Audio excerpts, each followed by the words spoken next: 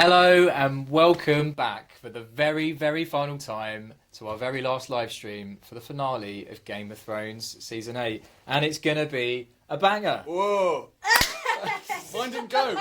Oh, mine didn't even pop. Oh. Mine didn't even pop. Morgan's been saving these for 8 seasons. Ever since the beginning of Game of Thrones. Ever since we'd only let them off once Daenerys is dead.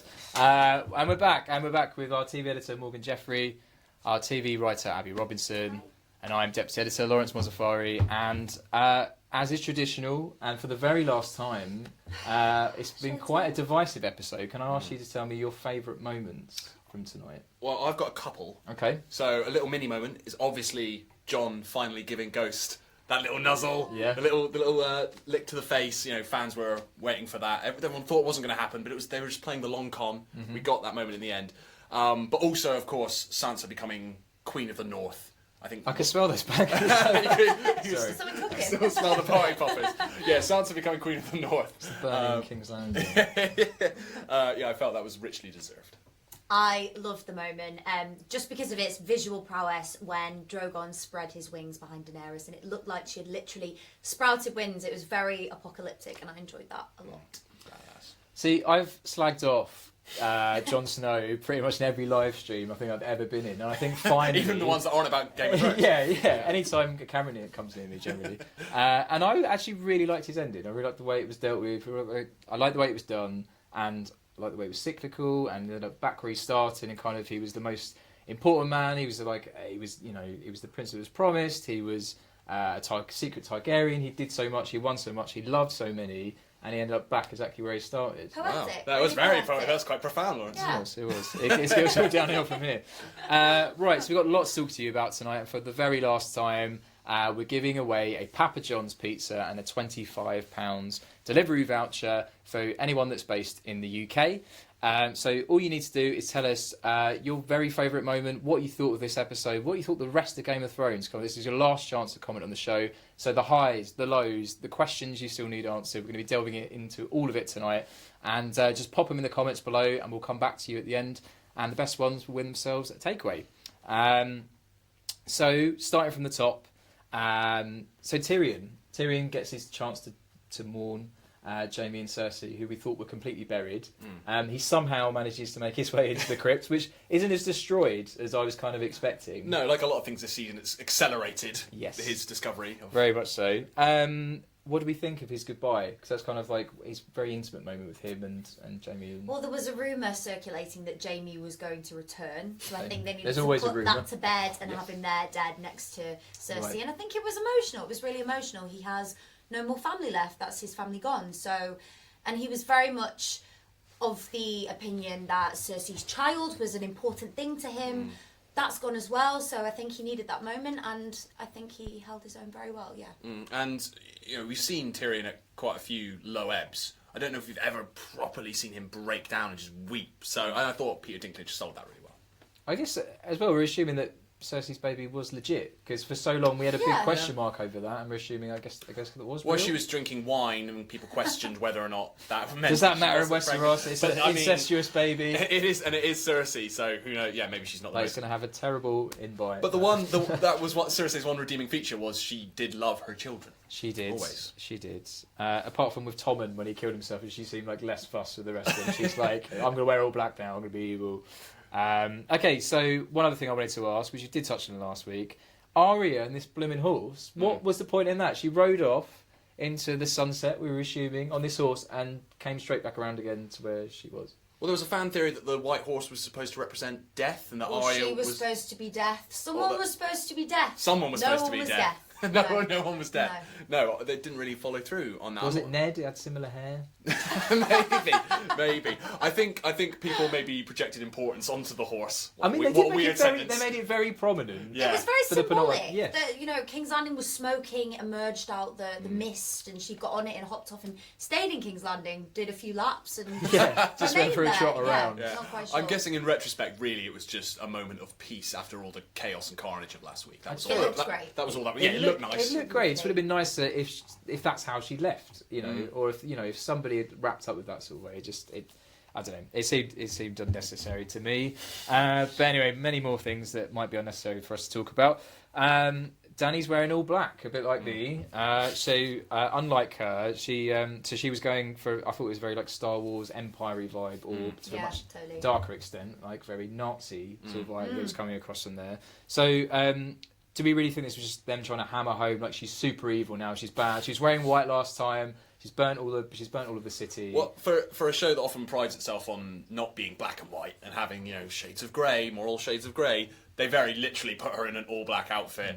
There wasn't much moral ambiguity going on there. Yeah, she needed to die when she started talking about all these other cities that she was going to liberate. I think alarm bells just started ringing in Jon's head in particular, and he thought, I've got to do something about this. Well, I wanted to ask about these because she mentions in her big speech, so she kind of repeats what Khal Drogo said, and she said before about killing men in their iron suits, about tearing down their stone houses, and then she lists off all these places she wants to take over. Winterfell, which is assumedly an ally to her, to Dorne. The Prince of Dorne has already declared for her. Lannis brought to Karth. I guess there's the Warlocks of Karth that are maybe still kicking around, but she burnt one of them alive. The Summer Isles to the JC. I feel like she's conquered most of that, so it felt a bit, you know, what wheels is she trying to break? Do you think this was just them trying to say that she's not thinking logically, she's not sated, she no wants pragmatism. more. It's just she's completely lost sense of everything. And she'll never be satisfied. She'll always be driving towards a goal that she can never accomplish, and that will cost many lives. So straight after that, we have a little bit of a chat. We'll say a little bit of a chat, quite a hefty chat with Tyrion and Jon. And we find out one of the little tidbits is that Jon Snow died and he saw nothing in the afterlife. Positive.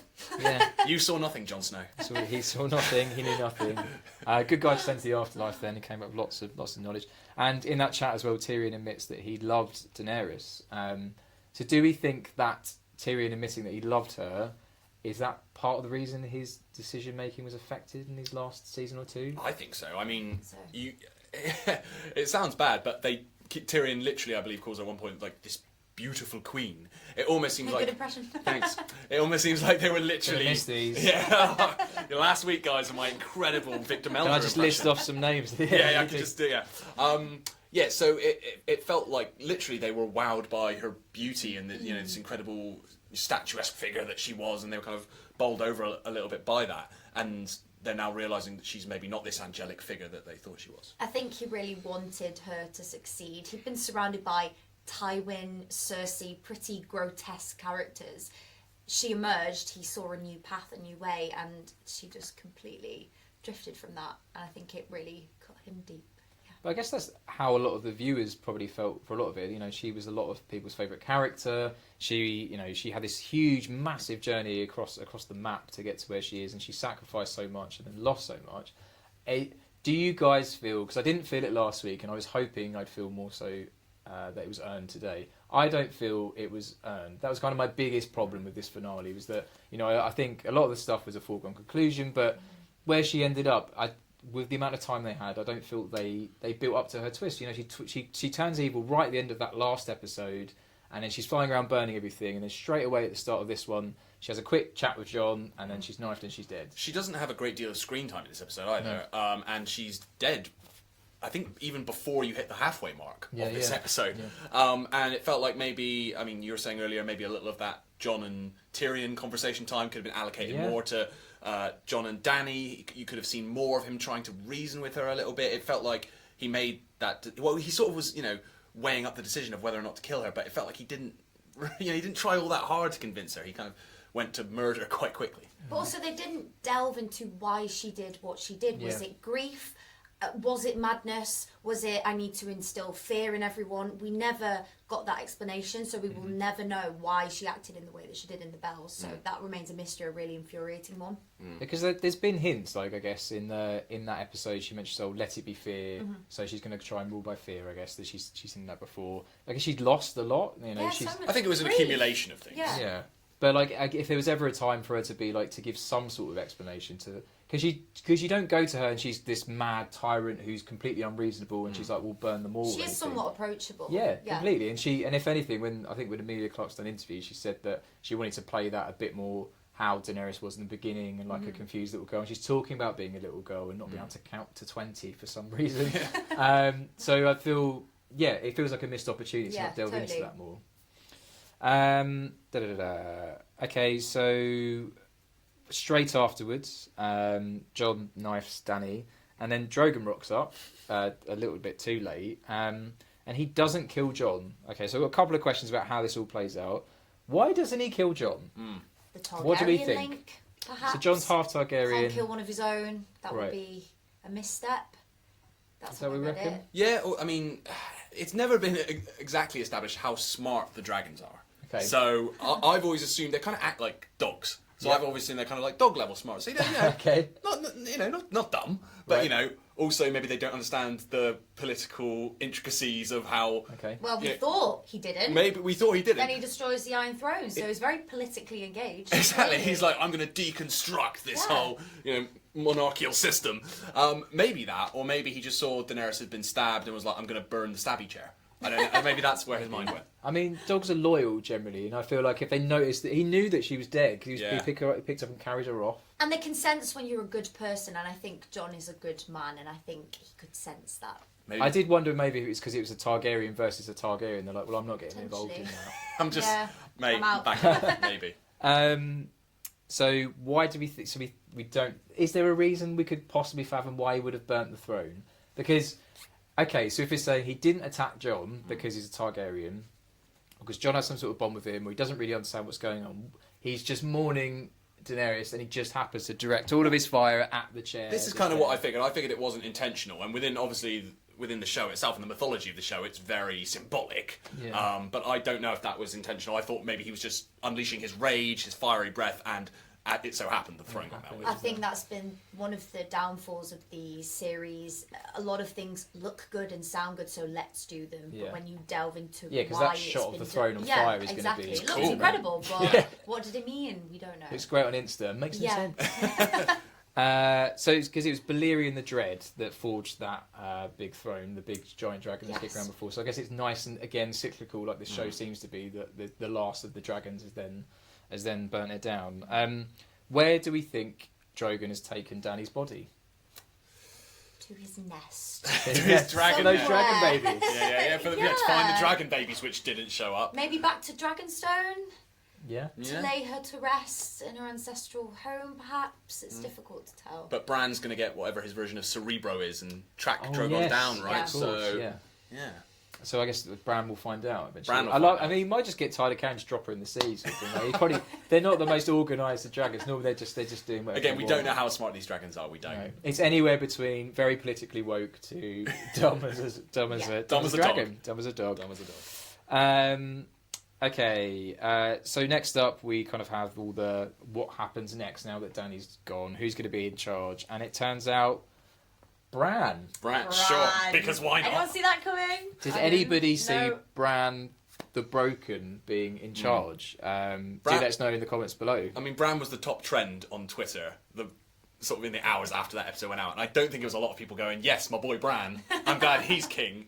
It was mostly shock and surprise. I mean, in one sense, I was happy that because throughout pretty much every stream, if you've watched any of these other streams we've done, we've been like, "What is the point of Bran?" I'm not sure we quite know that still, but his point was to be king apparently because he doesn't want kids. He doesn't want for anything. He's kind of like balanced and neutral. Yeah, He can see keeps his his future, see the temper. He past. doesn't have a temper, which is the complete opposite to everybody else that's tried to take the throne. And So- he has this complete understanding, apparently, of human history and human nature, so that would, on paper, make him a great leader.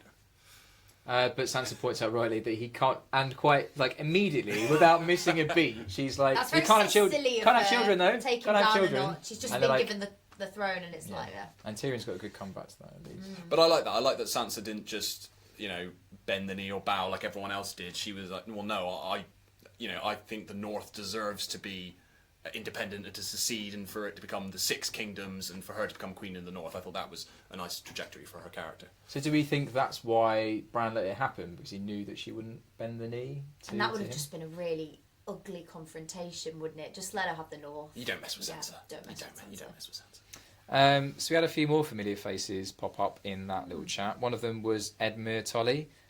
So I had a feeling it was him, and luckily I was watching with subtitles on. It said Edmure sits down and looks forlorn, and I was like, "Oh, that's Edmure." Yeah. Where was the last time we saw him? Where has he been kicking? So around? he was being held captive Yes. Yes. Walder Frey. Or by Walder Frey. Walder Frey. Yeah, it was a long time ago. It So he's been held captive since the Red Wedding, and then he popped up briefly, and then presumably when Arya killed Walder Frey and all the Freys, he escaped in the affray. Just waited for it all to blow over And just went to come back in. chill out with Yeah, Robert Arryn. Why not? Yeah. And then Robert Arryn made a comeback. Robin Arryn, yeah. He did. Glow up. One of Yeah. Do we think Robert Arryn is hot? Because the internet seems to think Robert Arryn is hot. he's We've had better comparisons to than Neville he Longbottom's. Was as a really screamy, horrible child that Yep. should have been thrown through the moon door, along with his horrible mother. But yeah, he's looking all right. It's different. Yeah. Since he's been cut off from the milk, he's got that. Okay, so just to remind you, we are still giving away a £25 voucher for Papa John's and £25 voucher for Deliveroo and a free Papa John's pizza to anybody who enters in the UK. All you need to do is tell us, what did you think of this last episode? What questions do you still have? Do you think Robert Arryn is hot? We'll be giving a prize away to the best to our social media editor, Ali, just shaking his head in disgust at hot Robert Arryn behind the camera. So yeah, best comments can win yourself a prize, and we'll come back to them a little bit later on. One thing about this scene in the Dragon Pit that I was surprised at, considering it's a show about everybody wants to end up on the throne, the War of the the Seven Kingdoms, etc., etc. No one really threw their hat in the ring apart from Edmure. Gendry was suspiciously silent. There was other people that could have, just had a go at it. Really, I thought. What did you guys think about the Prince of Dawn, who was cast and then just had no opinion? I guess anyone who was both power hungry, which Edmure was, but then also powerful, had already been taken out by this point. No one really wanted to lead, but then I'm not entirely sure what Game of Thrones was trying to say about power, what its message was at the end of the day, because I always assumed it was building to this point where you would realise that this kind of like monarchy/dictatorship was a bad thing and there should be democracy, and that was where it was building, especially when they melted down the Iron Throne. Yeah, I'm like, the sure, throne is bad. Yeah, surely this is where this is heading. And then Sam suggested democracy, and they sort of scoffed at him and went, well, we'll sort of kind of have democracy, but it's, as you said, democracy for posh people. Yeah. It's like a select few will get to nominate the king, and I'm like, I guess that's better. Yeah, this is a show that's been built on squabbling and backstabbing and double crossing, and everyone was just very okay with what was presented, which was a change. And maybe it would have been unrealistic for them to go, yes, democracy now, given everything we've seen. Maybe I wouldn't have bought that. But then it did seem strange. I don't buy that this new system will hold together. When the time comes to replace Bran as king, I feel like maybe there will be new forces at play and there'll be infighting again. I guess as well, I can understand why they didn't go for democracy, because I feel like the thing you might have expected to happen. Yeah, I guess it's kind of too advanced and stuff. But who could come next after Bran? So Bran seems to be like the everyman's choice now. He's Branopedia, and he doesn't have any children. He doesn't want for much, etc., etc. But who comes next after Bran? Well, you could have Samwell or Gilly's children. Okay. So not Craster's. Maybe not Craster's son, in case something going on in the genes there. But then she was pregnant with another possibly son or daughter. They said they weren't going to name their son after Jon. So you could actually eventually have a King Jon, not Jon Snow. Yeah, but could happen. Who do you reckon, Abby? Is anyone else kicking around? Like, Gendry didn't chuck his hat in the ring. Could Arya and Gendry have a kid that ends up there? They didn't use protection, did they? So it's very possible. So potentially, and I reckon their kid would be wicked. So that gets my vote. That would be such a kicker. Like, she goes off the map to go travelling. She's like, oh no, I'm pregnant. Gendry. As well, if you guys have any ideas about who could end up on... Well, there isn't even the throne anymore. Who could end up in charge in Game of Thrones post-Bran? Then do let us know. What else do we want to talk about? So we've mentioned about Bran. We've talked about the plus and minus him. Yara came back. I remember us talking about this in episode 1. We did not think she'd be... We thought she might turn up for a Gandalf moment, maybe, in a battle. But no, she just kind of turned up to, I guess, fight Dany's corner a bit.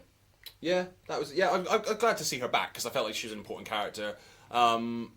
I would have liked to have seen her play more of a major role in the finale. I felt like it was just more a little nod to fans. There just wasn't enough time to fit everyone in, which is frustrating, because I always enjoyed her character a lot. I think she was great. I could see her going, considering she was so against the idea of, I guess, of Jon being alive and everything that sort of transpired there and Dany being betrayed. It makes sense that she might go along with Bran, because Bran was fighting Theon was fighting Yeah, to they save stood Bran. side by side at the end. So but even though she didn't reference that, that's a lot of assuming on our part, so, which is a kind We're of doing a theme lot for of the assuming, series. Yes. yeah. Assuming. And then I guess the other significant thing that happened before we sort of go to like the wrap up for each of the characters is Brienne is now leader of the Night's Watch, and she's filling out the book of stuff that happened. Kingsguard. And she's filling out Jaime Lannister's good deeds. Yes. In his book. I noticed interestingly in here it still says that Tyrion killed Joffrey, and nobody really cares to correct it anymore because who the hell was Joffrey? Yeah. Everyone that knew the truth is dead. What do we think of this? So there's a scene back in season 4, I think, where these two, like Jaime and Brienne, have a chat, and apparently it's the duty of the head of the Kingsguard to fill out this book of history, and she uses it to kind of give Jaime the nice ending, the sort of rightful, honourable ending, which lots of people wanted for him. What do we think of that? Do you think she should know better by now after everything that Very happened? good of her, because I would not have done the same thing. I would have had a field day. I would have written all sorts in that book. Very good of her, but I think you were saying earlier it felt like it was very much about Jaime again, and that was her final moment. It was odd, Brienne's arc this season, because it started off so well with episode 2, where there was a lot of everyone was saying at the start, "This is great. Gwendolyn Christie's in this season a lot," and she had the wonderful moment where she became a knight, and that was fantastic. And then episode 3 kind of undid a lot of that good work by making her this kind of weeping maiden, as Jaime rides off into the unknown, and she's there crying, and it just sort of felt like it denigrated her character a little bit. And then again, her only contribution to the final ever episode is her fixing Jaime's legacy. It wasn't really about her, it was all about him, and again, I wasn't 100% on board with that. I wonder whether this was always intentional, whether like her role, I do feel sometimes some of the roles in the show, like with Bronn, like with the Night King, it wasn't always intended for them to be such big characters, and they shifted things around a bit, and maybe she was such a fan favourite, they gave her more, and the only things because I mean, she wasn't going to end up owning loads of land, and she wasn't going to she could have had a high profile marriage maybe, but it just felt like maybe they felt like they had a bit of a connection. Jaime was a fan favourite, so they wanted to sort of give that story more. And once she becomes a knight, her arc is kind of done. Yeah. So completely. So she either dies, or they just have her, sort of tie up Jaime's loose ends, as we said. It does kind of come back to the theme in this final season is that I think a lot of the really great, powerful female characters kind of got shortchanged. Oh, completely. Cersei didn't have enough time to like scheme and have anyone to play off and do what she does best. Daenerys, fair enough. I was completely on board with her twist, but there just wasn't enough building up to it, in my opinion. Then Brienne, another great, strong female character, weeping over. How do we feel about how this show sort of? On the other hand, Sansa has a great ending. Arya has an ending so very true to her character. Well, Arya, for me, I mean, Sansa, her arc, that was the one I really didn't have any problems with. I loved that whole arc. Arya, had the great moment with the Night King, but then it felt like, well, we've given her that, and we can't have her do anything else momentous. So it felt like, in the Battle of King's Landing, she was just kind of running about the place, scrabbling to survive. She didn't really do much in this. That's finale. why I never thought she'd kill Cersei, because she'd had that huge moment with the Night King. They weren't going to give her another massive kill. Yeah, again, her arc kind of ended with episode 3. It was like everything she'd done, everything she trained for had built to this incredible moment, no question, where she killed the Night King. And then it was like, she's just kind of in the background now while we deal with Jon and Daenerys and everything else. That's almost where, like, when the Hound is like, you need to give up this life of battling and stuff, just go away. Yeah. Maybe she should have just left then and just left it, and then, there's less characters to have to deal with that point, and she's kind of had a, like, true warrior goodbye. But it would have been strange to not have Maisie Williams in the finale. Yeah. So I think there's a lot of the major points. I think before we go to the wrap-up of where everybody ended up, it's mentioned that Archmaester Ebros wrote the book, which turns out to be called A Song of Ice and Fire, which is the same. Familiar? Oh, I can tell you're both keen on this. So this is referenced back when Stan's in the Citadel, and he said it needs a more poetic title. Obviously, that's the name of the books that the show is based on. What do we think of that? Was it too wink, wink, nudge, nudge?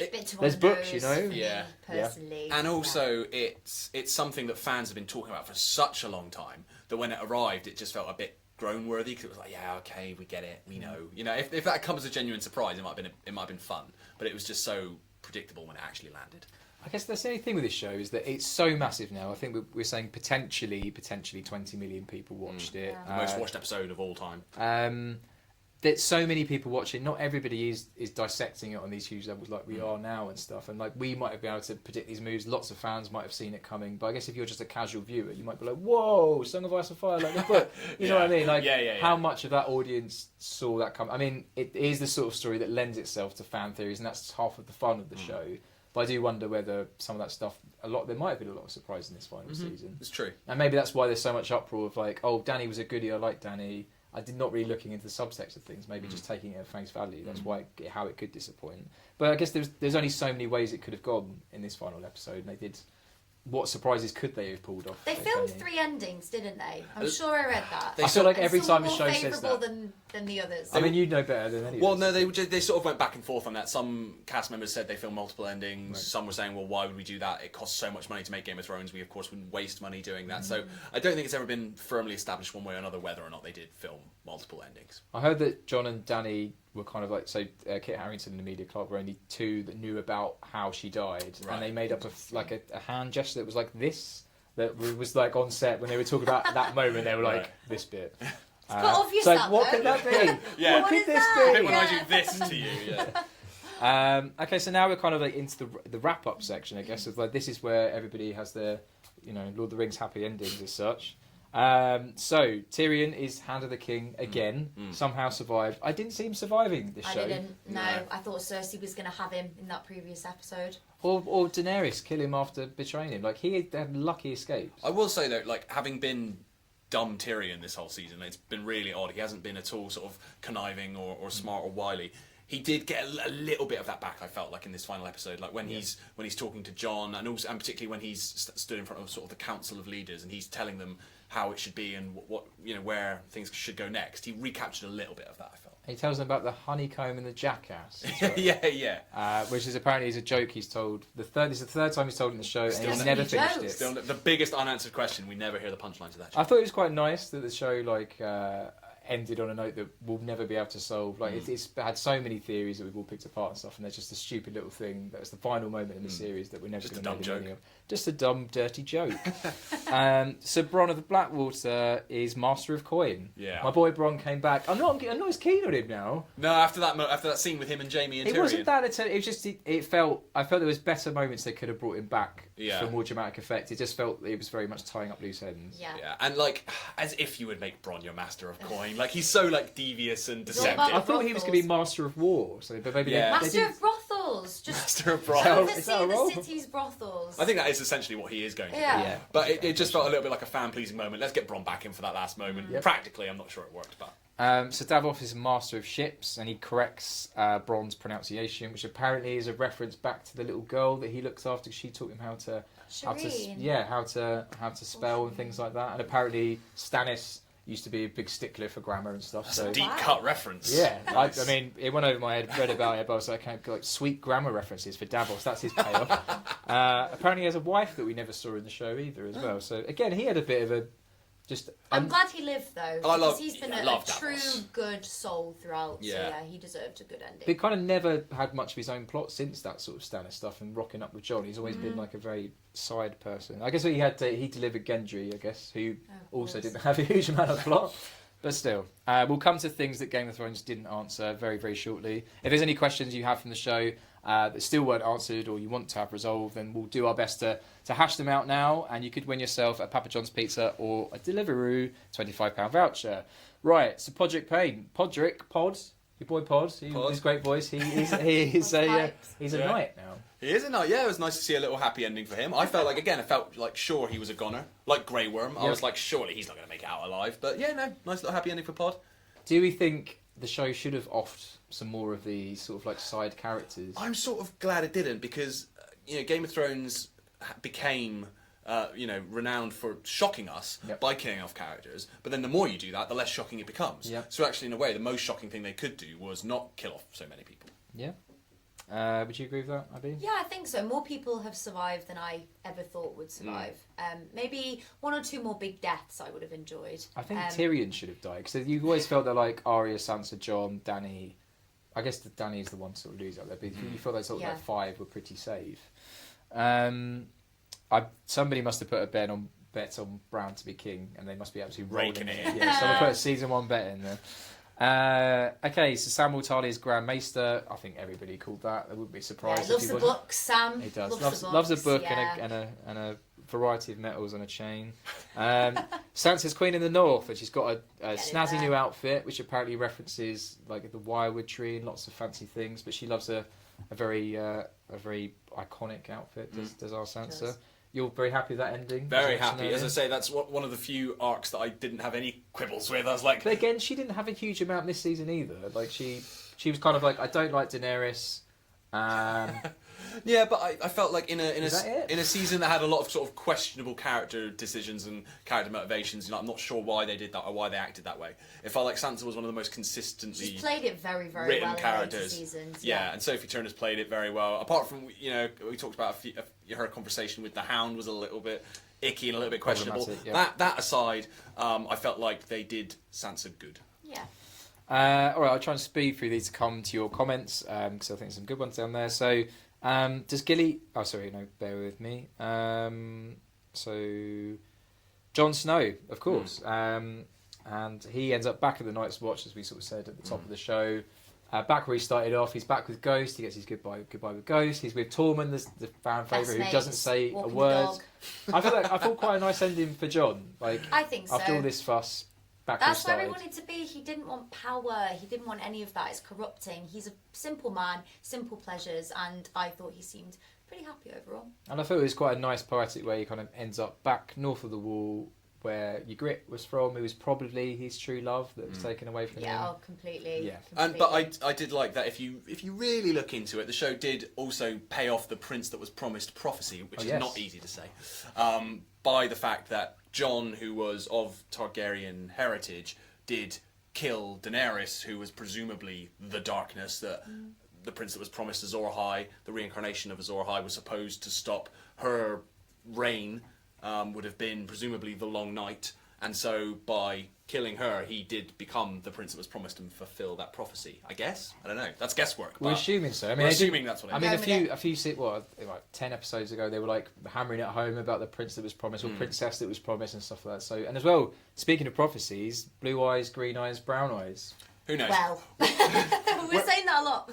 We're assuming at this point that it's green eyes, Littlefinger, maybe. Brown eyes, Walder Frey, and obviously blue eyes, the Night King. I guess. So we'll go with that. We'll give him that one. Yeah.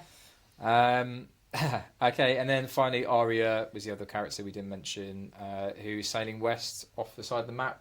Dora the Explorer, off she goes. Yeah. And I guess the other person we didn't mention was Grey Worm and the Unsullied. So Grey Worm off on a beach holiday to Narth, which he discussed with Missandei. And there is a conversation back in episode 2, I think, in like the talkie episode, where he says, after this is all done, what are we going to do? And she says, my country's beautiful, but we don't have an army. And he said, we'll go there and protect them. So that was kind of again, probably should have happened in this episode to make it all be really nice and wrapped up. But if you remember what happened in episode 2, there's a payoff to what happened. Sounds a bit miserable for Graham, though. It's like, I think, when you're a couple and you book a holiday and then you break up and one of you just goes, you're like, I'm going to go anyway and have a great time, and it's awful. That sounds like what Graham's got in store. Like 1,000. I just think if Tyrion has survived and Sam has survived, why couldn't they just allow Missandei to just Grey Worm and just have their lovely holiday together? I feel like the death of Missandei was purely to motivate like Grey Worm's hatred and just and Daenerys' downfall. Yeah, and go along with Daenerys' like pure evilness. But again, was that the best plot for Missandei? I'm quite intrigued to see what it's going to be like for when Grey Worm rolls up in Narth and all these like peaceful people who've never had an army. It's like, no, we're really good, honestly. We knew this woman called Missandei. Who's Missandei? Who are these guys wearing all black with spears? We're nice, honestly. Just had to check out the beaches. So that's kind of all of the big points from the show. I guess the big question I wanted to ask you guys, how do you think this stacks up against other big TV show finales? And how does this compare to other Game of Thrones seasons? Is this the worst season? Is it mid-table? Do you think we need 10 years, as Tyrion says, before we can really decide? I think with Thrones there have been time pressures because of the showrunners, other projects and interests that have, in terms of how does this finale compare to other show finales, I just think they've rushed it so much. I think they should have extended it to 10 episodes if possible, spread it out a bit, and it all could have been a little bit more composed. I think it's going to be a very for the reasons you just said, I think it's going to be a very lopsided experience if anyone ever watches Game of Thrones back, in that you've got these kind of nuanced, quite deliberately paced first 4 or 5 seasons, and then 6 and 7 and 8 in particular are very kind of, it's accelerated storytelling. It's maybe a little more simplified, a little more cartoonish even. And I do think, the showrunners, they've very clearly got to the end of the source material, and then they thought, well, this is not the job we signed up for. We didn't sign up to write the end of Game of Thrones. We signed up to adapt these books. And so they went, right, we want this 13 episodes and we're going to wrap it up. And for all the criticism they've got, I do feel a little bit of sympathy for them there, that it's not the job they signed up for. They did the best they could under difficult circumstances, I think. Having said that, it does feel like this final season was rushed. I get the impression from podcast listeners to things that I've read is that they feel like if the biggest criticism they get is that there should have been more of it, they should have spent more time, then they're like, we'll take that away, quite happy with that. Yeah.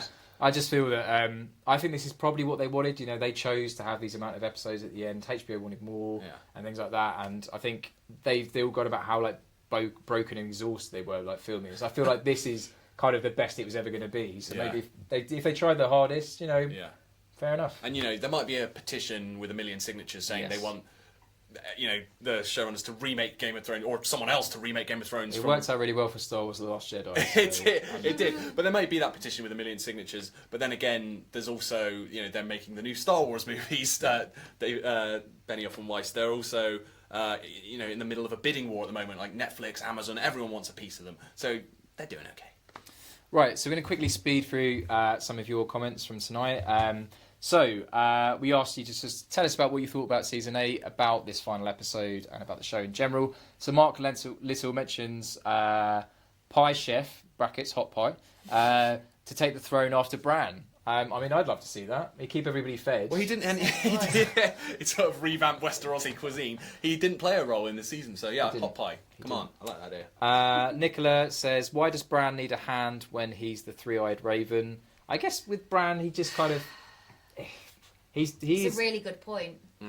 Why does Bran need anyone when he's the three-eyed raven? Like he needs people to physically do things for him, doesn't he? But one of the first things... Fetching pies. One of his first things, though, was he needed a master of whispers. He needed all the hot gossip. Yeah. And it was like, you literally know everything. I guess that's the final thing we hear of Bran as well. He's going, I'll go and find Drogon. It's like, if you're going to walk into a dragon now, off-screen, when you had a whole show to do it. Terrible.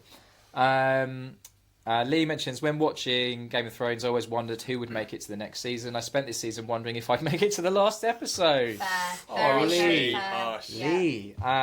We actually ran a poll on Digital Spy just to ask, like, general consensus, who liked this episode. Were you happy with it? Were you not happy with it? And I think last time I checked, it was around 52% towards people being unhappy with the episode. Brexit But and earlier in the day, it was completely the other way around. So it's tight. Maxine says, it was okay, big letdown, very sad for something so epic and wonderful to end this way. Neil says, John seeing Ghost again pulled at the heartstrings. Anne-Marie mentioned again, I liked it, but Bran was a shocker. I'm glad Daenerys... was a shocker, that's a great comment. Daenerys owned Game of Thrones and everyone seemed to either get what was coming to them or what they wanted. It also left it open for a revisit in the future. I wouldn't hold your breath, Anne. No. There's prequels. But there is a prequel. What do we know about the prequel? The prequel is essentially a White Walker origin story. So the conflict between the Children of the Forest and the First Men and how the White Walkers came to be. So... yeah, it should be good. So anyone who was annoyed that the White Walkers weren't in this season enough, including us because we paid for this, you'll get to see more of them in the prequels. I've got my kind of fan theory of calling myself that I feel Melisandre might pop up in the prequel. I like because that. her old necklace thing just never paid off. It could just be there was no reason at all for it, which there is lots of that in this show. And you could have the same actress come back because she's playing the young version where she actually looked like that. And I just can't think of anybody else that would cross over if it's like 1,000 years before. I mean, they've said none of this cast. They'll say that. Difficult season 2. Look at The Walking Dead. Neil mentions that Tyrion is now the tallest Lannister. Yeah. With the thinky emoji. And Avril says that Valyria is probably where Drogon has gone to. Interesting. Yeah. But generally the feelings that you seem pretty let down with the season finale, which is a shame. And I think overall with this season, Are you happy with it? Unhappy? What would you say? I felt with the finale in particular, I felt we had a lot of spectacle in episodes 3 and episodes 5, and so there wasn't a lot of, and that's a lot of what I've enjoyed in this season. When the sort of the emotional moments haven't quite hit home, or the character moments haven't quite hit home, you still had the spectacle. It still looked amazing. This final episode didn't have so much of that, so the emotional moments really had to hit home, and for me, they didn't always. So I haven't thought the season was a total misfire. I've enjoyed a lot of it. I did think this finale was a little underwhelming, but broadly I liked it. I think the penultimate episode was so incredibly bad. My expectations were on the floor, so I was pleasantly surprised by this finale. But again, it didn't blow me away. I was surprised how much I liked it. I still feel they could have righted more wrongs for that penultimate episode. Yeah. They didn't do, like with Dany's story. I thought a lot of the wrap up was fine, fair enough. I can, Bran the Broken. It surprised me. I just feel like the time was spent too much on long, lovely cinematic shots and lots of time on like big, expensive budget stuff, as you say, and then not enough on just the things that mattered that kind of made the show as great as it was. But still, probably one of the greatest shows ever made, and overall pretty amazing. Yeah. Super entertaining. Having said what I said earlier about the lopsided experience, and it will be. I think if you take all 8 seasons of Game of Thrones and you look at that, that's an incredible piece of work. Amazing. Yeah. Incredible piece of work. Absolutely amazing. Nothing remains apart from to dish out our prizes to our 2 final winners.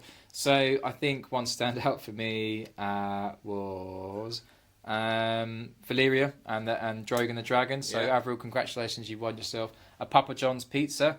And Lee Johnson made me laugh, and I think that kind of sums up a lot of what people have said. And he said that he was wondering who would make it to the next season, and he spent most of today wondering if he'd make it to the last episode.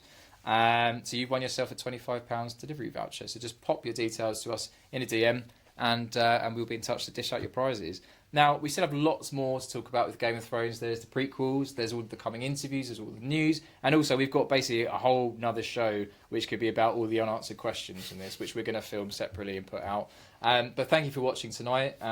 Thank you, Morgan Jeffrey, for joining me on these many late nights. You haven't slept since 2 a.m. I stayed up all night. I stayed up all night weeks. to watch the finale. I am exhausted, so hope you've enjoyed this. I hope it was worth it.